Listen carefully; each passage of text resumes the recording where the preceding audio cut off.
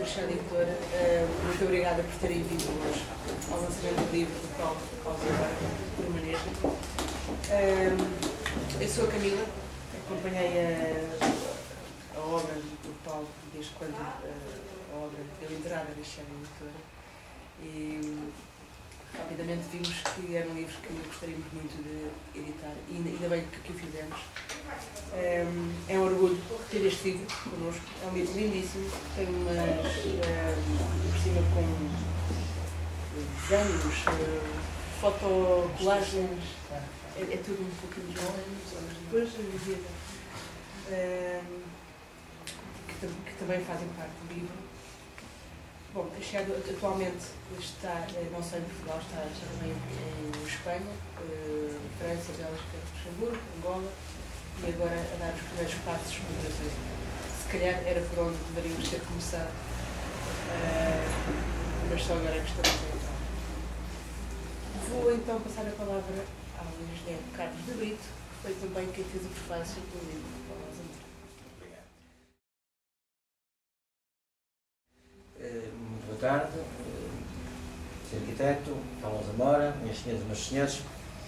Apresentaram um livro, depois de ter escrito o seu breve prefácio, parece um desmentido prévio àquilo que pensava dizer aqui e agora. Ou talvez não. Não há uma descontinuidade, o desmentido da coerência como qualquer tradição. Ora, pensava dizer-vos que este livro, Permaneja, de Paulo Zamora, é antes de mais um fresco de descontinuidades. Não se encontra aquele fio condutor ou fio de Ariadna para percorrer o labirinto que antecipa a sequência natural dos factos. Dir-se-ia que de fio condutor só o alfabeto, série de 26 letras ordenadas em critério indesvendável que determina a letra inicial de cada conto e que, de certo modo, imprime um esquisito grafismo ao livro. Apresentar um livro não é tarefa fácil, em particular se o livro não é um produto de consumo e, como tal, não é promovido para vendas em massa. Mas deixamos isso para odiar no uso de partir de figura pública até um livro escrevinhado. Muito sinceramente, tenho imensa dificuldade em encarar esses livros escrevinhados como objetos da minha leitura. Talvez possa perder obras-primas da literatura de ficção e de não ficção, assim as arrumas a imprensa da especialidade, mas não consigo retirar-lhes um certo odor a lantejoulas e uma certa refulgência de holofotes de coordenador. Minhas senhoras e meus senhores, passemos então à tarefa de apresentar. O livro está aqui, o autor está aqui, a apresentação estaria feita e as minhas capacidades resistiriam às exigências da tarefa. Mas não. O autor merece muito mais e a obra justifica uma crítica de índole literária. Mas se para o autor me posso esforçar para fazer melhor, o livro vai contentar-se com muito pouco. Referi que há neste livro um certo colorido de descontinuidade. Mas a vida não é algo contínuo. Talvez a morte o seja. Fazer vida é, pois, contrariar a entropia que conduz as coisas, mais cedo ou mais tarde, para o ocaso. E o mais tarde poderá ser a substituição de um paradigma que já não suporta as anomalias por um outro que assegura um prolongamento, um prosseguimento, quiçá, uma continuidade temporária intercalar. Para haver vida, então, descontinuidade é preciso. Desapareçam os velhos paradigmas que já nos estão a conduzir à entropia e apareçam os novos paradigmas que nos permitam avançar. Como escrevia Herbert Butterfield, historiador e filósofo inglês do século passado, conhecido pelo seu livro The Whig Interpretation of History e referido recentemente num artigo do Expresso, sem publicidade, o mundo muda quando, estando alguém a segurar um pau pela ponta, o passa a agarrar pela ponta contrária. Ora, tendo sido, e sendo bastante vivido, Paulo Zamora corre num processo de descontinuidades. Africano e português, profissional e artista, pintor e escritor, voyeur e empenhado. Conheço há mais de 20 anos, como um jovem arquiteto e um arquiteto jovem, com uma tentação permanente de pegar no pau pela ponta contrária. Nem sempre com sucesso, diga-se. Sempre com entusiasmo e convicção. Talvez por vezes o velho paradigma não seja esgotado e não permita a mudança entrevista por maneja. O livro mantém este traço de descontinuidade. Parece ao leitor que está a aterrar numa ilha quando começa a ler um dos seus 26 contos. Depois o helicóptero levanta para uma outra ilha, pousando para mais um conto. Minhas senhoras e meus senhores, Paulo Zamora receia por vezes colocar-se demasiado próximo de realidades conhecidas por ele e vividas por outrem. De tal modo próximo que possa parecer que o livro seja um conjunto de vivências que ele biografa despoduradamente. Ele se veste na praça pública com a maior vontade. Ele que pretende deixar apenas testemunhos das suas sensibilidades e dos seus sentimentos aos que mais gostam. Ele que começou pelos contos, como forma literária, por uma nesga, sem o peso de um romance espesso e extenso que percorre páginas e páginas para alcançar a dimensão estipulada. Mas reparo, talvez um pouco tarde demais, que o prefácio já tinha, de certo modo, apresentado o livro e que arrisco estar a repetir-me. Então, depois de felicitar o autor por esta obra e de lhe dizer, muito sinceramente, que fico à espera de novas descontinuidades, termino como da outra vez, aconchegando-nos nas almofadas do palácio, escutemos o contador de histórias com todas as suas astúcias para captar a atenção dos ouvintes. Muito obrigado.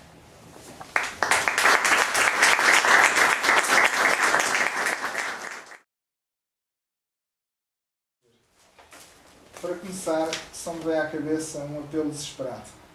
Façam-me o favor de irem para o escuro, escondam-se, disfarcem-se, ou melhor ainda, se o conseguirem, apaguem-se. Peguem nos comandos e clique, desliguem-se lá. Oh, como me custa falar em público. Não terei sido eu quem deu a receita. Não terei sido eu a despegar em livro, falar da dificuldade para iludir a verdadeira dificuldade. Mesmo assim, vá lá, é só um clique. Um dia já estive para ser testado. No último ano da faculdade, um professor deu uma tarefa de dar uma aula sobre um mestre meio renegado, chamado Raulino. Deve ser. Aos outros também deu tarefas iguais, sobre outros visados. A dificuldade não estava na pesquisa, ou no conteúdo a apresentar. O problema era aquela ideia de tantos olhos críticos colados em cima de nós. E, no entanto, partilhávamos todos um convívio diário e até intenso, como também partilhávamos as respectivas experiências da tarefa que nos fora atribuída. No conceito de amizade que temos naquelas idades, a camaradagem instalada fazia-nos sentir amigos. No entanto, a ideia de dar uma aula assolou-nos, aterrorizando-nos verdadeiramente. Era como se nos tivessem pedido que nos desnudássemos à frente uns dos outros. Não estávamos preparados. O nu tem que estar. Não estávamos preparados. Provavelmente até teríamos lidado melhor com a nudez. Eu, segundo, pelo menos, tinha feito um strip com toda a facilidade. Naquela geração não levávamos esse treino, afinal tão importante como leva a geração atual. Oh Arthur, como escondiam misérias aqueles ensinamentos sobre como fazeres. Olhar um ponto no horizonte, ou se olhares fixamente alguém, olha para a testa, que ilude que a olhas nos olhos e evitas o hipnotismo que os dela te lançam. Truques da treta. Na hora da verdade... Depois, como um dos personagens deste livro que hoje lançamos, em que todos os seus problemas se iam resolvendo por si, nunca fomos chamados a dar as ditas aulas. Para o professor velho sabidolas, o objetivo estava atingido. Se calhar ainda hoje vos podia encher os olhos e os ouvidos de Raulino. Ou ali o meu colega Francisco, eu estava à espera que um colega meu viesse. Ele não apareceu, portanto. É como se estivesse. Qual foi o teu? Eu ia lhe perguntar qual tinha sido o dele. E não estarei aqui numa situação parecida? Não saberei o suficiente do que venho falar? Não estarei igualmente rodeado de amigos? Está-me a fazer falta a solução que surge do nada, para resolver o meu problema. Ainda se eu pudesse ser, só por meia hora, o meu personagem, o metro ali fora descarrilaria 2 metritos, coisa pouca, sem consequências de maior, só o suficiente para vocês irem todos espreitar e deixarem-me aqui sozinho, agarrado ao lenço, a limpar o suor da testa. Só que os metros deste país descarrilaram lá muito para trás, alguns mesmo antes de terem saído. Não se riam, que ainda fico mais nervoso. Eu sei que a tristeza, a depressão, a angústia, por vezes costumam dar para isso, para rir, e que os dias que vivemos são desses. E enquanto é para rir, longe de mim, vir para aqui reforçar essa dose negativa. Já basta esta mensagem, e pior ainda, o livro. Só me resta a esperança de ter tido, pelo menos, o mérito de nos ter juntado. Fiz uma vez uma exposição de desenhos e no caderno de comentários alguém me deixou uma frase que dizia algo do género: obrigado por te poder beber o espírito. Fiquei radiante, já tinha valido a pena aquela aventura. Obrigado, Carlos de Brito, por tantas vezes nestes 20 anos me ter servido em cálice de prata o espírito. Sou engenheiro, se não aproveitei mais, não é por estar saciado, mas por pecar com o meu déficit de atenção. Ainda há poucos dias me enviou pela Ana uma revista com uma entrevista a uma escritora, Dulce Maria Cardoso. Era assim, essa sim, uma escritora com uma obra, não umas historiazinhas publicadas num livro. Por entre muitas palavras cheias de substrato, retive as seguintes: a humanidade inventou Deus para tornar a espera menos insuportável. Para a maior parte das pessoas, essa espera, que se quer tornar menos dolorosa, é a espera da morte ou da felicidade. Por coincidência, Dulce é amiga da minha irmã Helena. Por coincidência, fomos contemporâneos no mesmo liceu, embora não me lembre de Dulce. Era improvável que naquela idade eu ligasse as chavalecas 2 anos mais novas. Por coincidência ainda, partilhamos também, apesar das diferentes nuances, uma infância africana e uma experiência de integração neste país de que o seu último livro trata. Neste universo de coincidências, com vidas quase a tocarem-se, podia facilmente somar mais algumas histórias. Mas como as marés são sempre mais que os marinheiros, vou deixá-lo para outra ocasião. Um livro, no caso este, desculpe a insistência nas coincidências, deu aos irmãos, eu e a minha irmã, claro, em mais de 4 décadas, a maior experiência de diálogo e mútua descoberta que alguma vez tenham tido, de onde saiu, em determinada altura, Dulce, apresentada por Helena. Ora, Dulce é da elite dos escassos privilegiados que vieram ao mundo de orelhas e bocas junto às vísceras, daqueles que ouvem o ronco das tripas, que aos outros tanto os envergonha, e o traduzem em palavras. No mesmo dia em que li a entrevista, e isto já agora é perseguição, a coincidência presenteou-me com uma outra de António Lobo Antunes na televisão. E no meio de beber ávido também aquele espírito, mesmo que na maior parte das vezes sem os dons para o perceber, houve uma frase que me empinou as orelhas: a felicidade não existe. Ora, cá está outra, isso, outra coincidência. Mesmo arriscando mostrar ainda mais que pouco percebo destas coisas profundas, devo confessar que estas frases me causaram impressão. Como alguém com atrevimento suficiente para chegar ao ponto de imprimir em livro frases que lhe saem da cabeça, tenho de considerar como algo positivo e desejável por qualquer autor que as suas palavras causem impressão. Mas aqui estranhei sentir que lidávamos há minutos com uma palavra que, designando algo de tão imensamente fantástico, designa no fundo nada. Dulce ainda admite a sua existência em vida para poucos, ou para os demais quando coloca a hipótese de como será quando há morte. Bem, amigos, não sei bem o que pensar sobre isto. Os meus conhecimentos da língua, da gramática e da vida são tão limitados que não me permitem isso. Para mim, felicidade até é um substantivo plural sem género. Para mim existe e todos os dias crescem pedacinhos na sua subforma de substantivo singular. Estou aqui a fermentá-lo mais um bocado e disso não podia ter mais certeza. Felicidade então pela reunião de amigos, mas também obviamente por um livro, mas não este. O meu livro já não é este. Este foi-o há quase 1 ano atrás. Este agora é vosso. O meu livro é o próximo, mesmo que não o escreva. Da Vinci já nos tinha dito que a arte é coisa mental.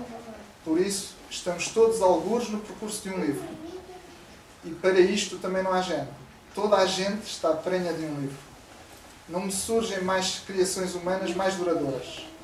Uma mãe anda toda a vida grávida dos seus filhos. Só acabamos de ser paridos no dia em que nos tornamos seus órfãos.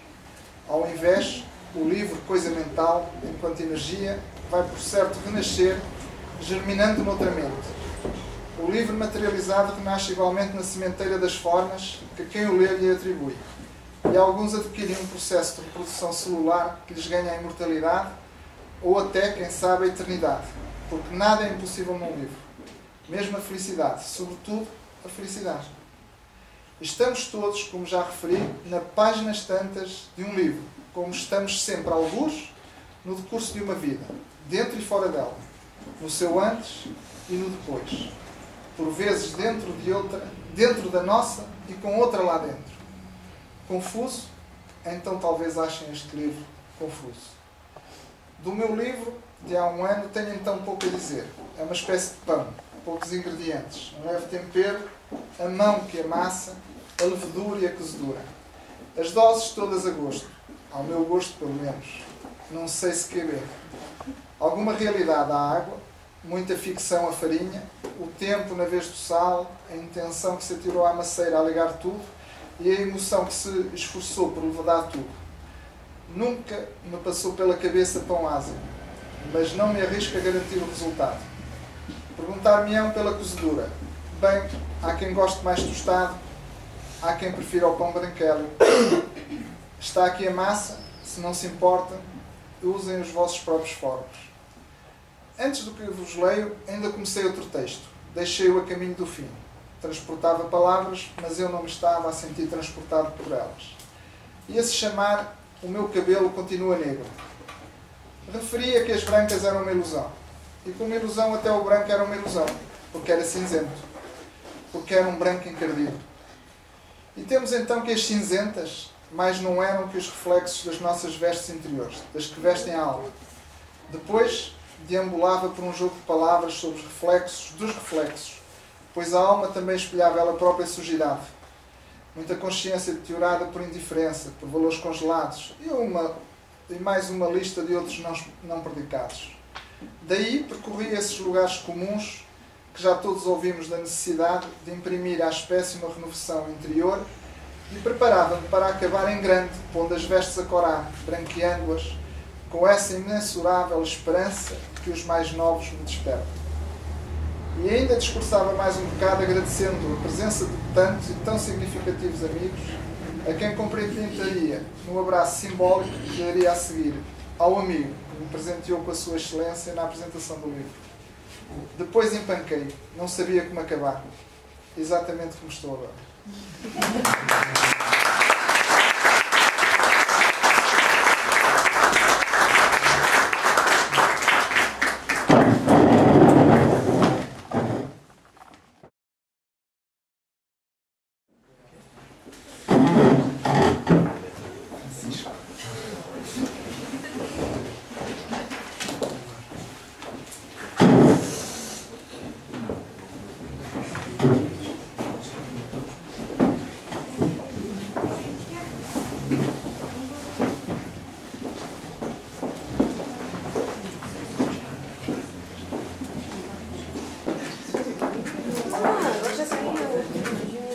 Não é o absoluto, não tens que se perguntar.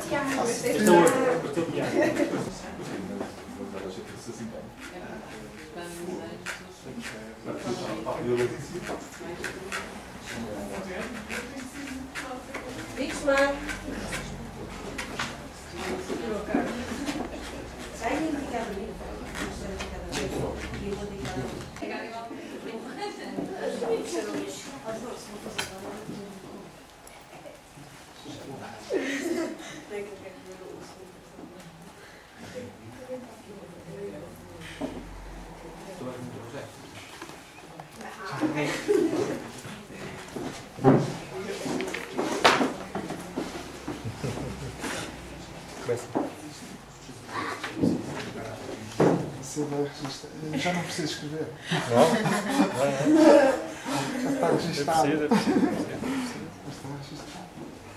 Passou, disfarcei bem o meu revisor então. Gostei, foi agradável.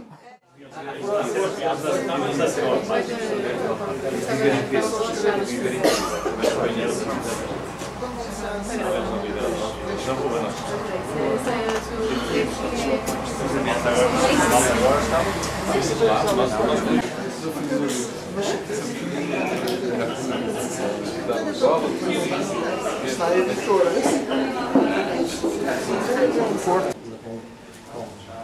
Coisas de cartão, o cubo era a caixa, no fundo, era de vidro.